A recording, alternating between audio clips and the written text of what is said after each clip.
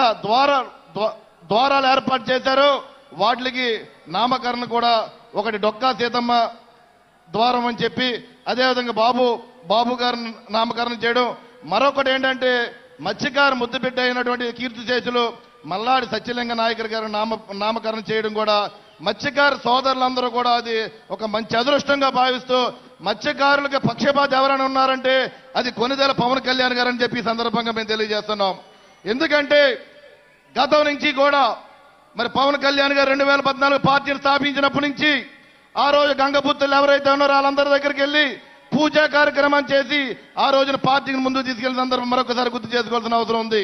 మరి 2019 ఎలక్షన్ తర్వాత మరి ఆ రోజున మత్స్యకార గ్రామాలన్నీ పర్యటన చేసి ఏదైతే ఆ రోజు దుర్మార్గపు ప్రభుత్వం జగన్మోహన్ రెడ్డి ప్రభుత్వము 217 జీవోని తీసుకొచ్చి మత్స్యకార కుటుంబ సోదరులు నష్టపోయే విధంగా ఆ రోజున జీవోసభను తీసుకురావడం, మరి ఆ రోజున పవన్ కళ్యాణ్ గారు నరసాపురంలో మత్స్యకార అభ్యున్నత సభ ఏర్పాటు చేసి ఆ రోజున మత్స్యకార సోదరులకు భరోసాగా ఏదైతే 217 జీవోని రద్దు చేస్తామని చెప్పి ఆ రోజున చెప్పడం జరిగింది.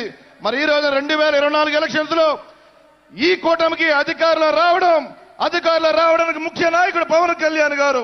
మరి ఏదైతే ఆ రోజున చెప్పారో 217 జీవో కోసం మరి అధికారం వచ్చినట్లే 217 జీవోని రద్దు చేసి పవన్ కళ్యాణ్ గారు అని చెప్పి సందర్భంగా గుర్తు చేసుకోవాల్సిన అవసరం ఉంది.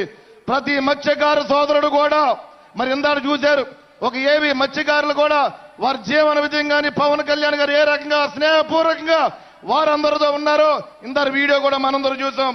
రాబోయే రోజుల్లో ప్రతి మత్స్యకారు సోదరుడు పవన్ కళ్యాణ్ గారు వెంటే ఉండి జనసేన పార్టీ కోసం నిరంతరం పనిచేయాలని చెప్పి మనస్ఫూర్తిగా తెలియజేసుకుంటూ ఈ కార్యక్రమానికి అవకాశం కల్పించినటువంటి పవన్ కళ్యాణ్ గారు మనస్ఫూర్తిగా మరొకసారి ధన్యవాదాలు తెలియజేసుకున్నాను. Thank you sir.